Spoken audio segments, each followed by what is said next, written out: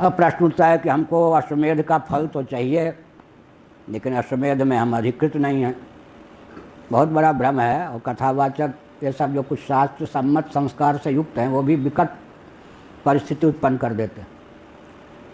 हमने शुक्ल जी को बताया था संकेत में, उपदेश के माध्यम से, व्यक्तिगत नहीं, कि ये आप लोग मत कहा करिए कि शूद्रों का अधिकार अमुक जगह नहीं, स्त्रियों का अधिकार नहीं, विस्फोट होगा। आपको शास्त्र का ठीक से ज्ञान होना चाहिए। सबसे निषेध ब्राह्मणों के लिए प्राप्त। ये क्यों नहीं कहते कि हजारों कर्म में ब्राह्मण अधिकृत नहीं है? यहाँ से लीजिए तो किसी को अपकर्ष नहीं होगा। नहीं, शुद्ध तुम्हारा अधिकार नहीं, तुम्हारा अधिकार नहीं। आप ये सिद्ध करना चाहते हैं कि हमारा अधिकार प्रबल है, स्त्री शूद्रों का अधिकार दुर्बल है, वो आपका शत्रु बन जाएंगे।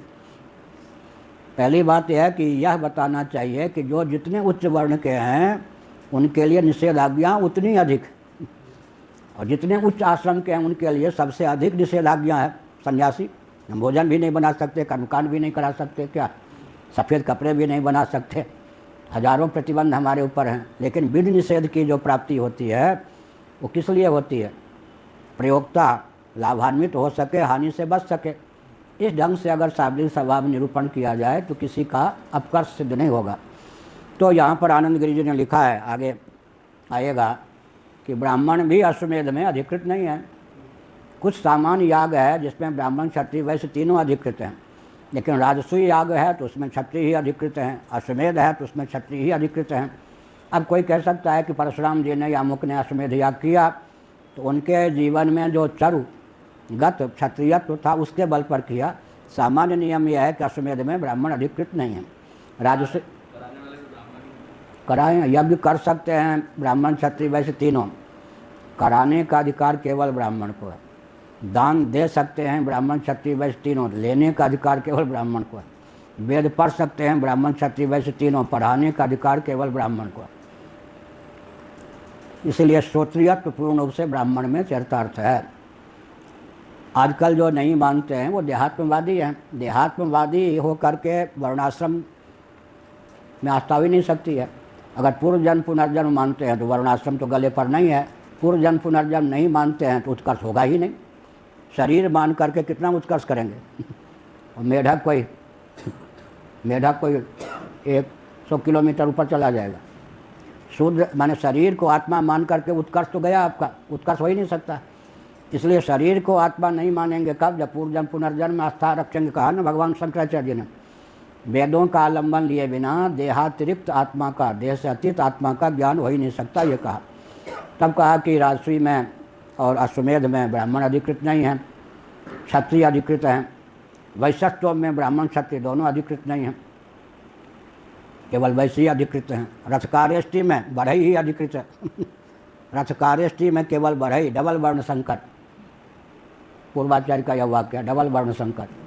वर्ण संकर से अमुक ढंग से उत्पन्न, लेकिन वो याग विशेष में रथकार्यष्टि, रथ बनाने वाले, वो रूढ़ अर्थ है। परंपरा से रथ बनाने में जो अधिकृत हैं वे ही किसमें रथकार्यष्टि, रथकार नामक इष्टि में अधिकृत हैं।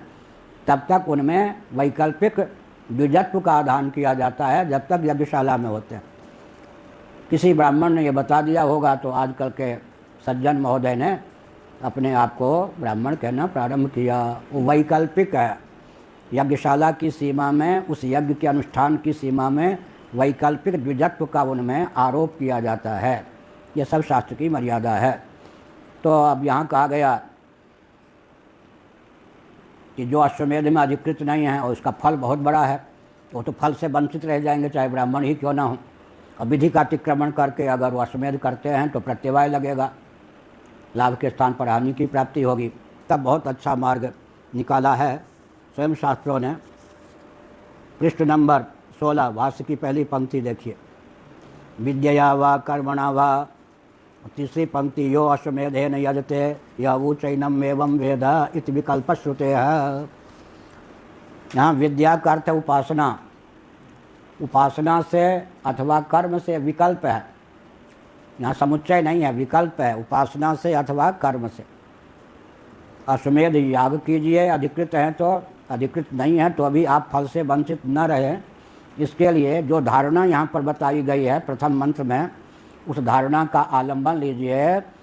अश्व, अश्व क्या है? अश्वमेध में प्रयुक्त और विनियुक्त जो अश्व है वह है क्या? उसके एक एक अंग से एक एक अधिदैवादी की उपमा की गई है। इस उपमा के आधार पर अश्वमेध के आध्यात्मिक स्वरूप को जो हृदयंगम कर लेता है, तदनुकूल धारणा जिसकी परिपुष्ट हो जाती है, वह अश्वमेध के फल को प्राप्त कर लेता है। निष्काम हो तो साधन चतुष्टय संपन्न हो जाता है। बहुत ऊंची बात। इसीलिए भगवद गीता के 18वें अध्याय के 45वें 46वें श्लोक का ज्ञान होना चाहिए। प्रवचन में इस तथ्य को प्रकाशित करना चाहिए। हमारे पूज्य गुरुदेव का वाक्य है, लेकिन सुना हमने सबसे पहले पूज्य स्वामी अखंडानंद जी महाराज के मुख से। उन्होंने बताया कि स्वामी करपात्री जी महाराज का यह वाक्य कितना महत्वपूर्ण है। उनका वाक्य, सनातन वैदिक धर्म में फल चौर्य नहीं है, फल से किसी को वंचित नहीं किया गया। जब मैं ये बोल रहा था राज्यपाल बहुत प्रसन्न हो रहे थे उस दिन। सनातन धर्म में फल चौर्य नहीं है। स्वे स्वे कर्मण्य अभिरता संसिद्धिम लभते नरः स्वकर्मणा तम अभ्यर्च्य सिद्धिम विन्दति मानवः। फल से किसी को वंचित नहीं किया गया, तब कर्म को लेकर कि हर काम में हर अभ्यर्थित तो बेकार की बात है।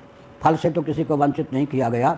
यह भी उद्धृत करना चाहिए कि बृहदारण्यक उपनिषद का जो पहला मंत्र है, जो अश्वमेध याग विशेष कर्म विशेष में जन्मगत आश्रमगत प्रतिबंध आदि के कारण अधिकृत नहीं हैं, वे भी उसके फल से वंचित न हों, इसके लिए आवश्यक है कि तदनुकूल धारणा परिपुष्ट करें। और अगर वो धारणा निष्काम भाव से हो तो उसका फल साधन चतुष्टय की संपन्नता है।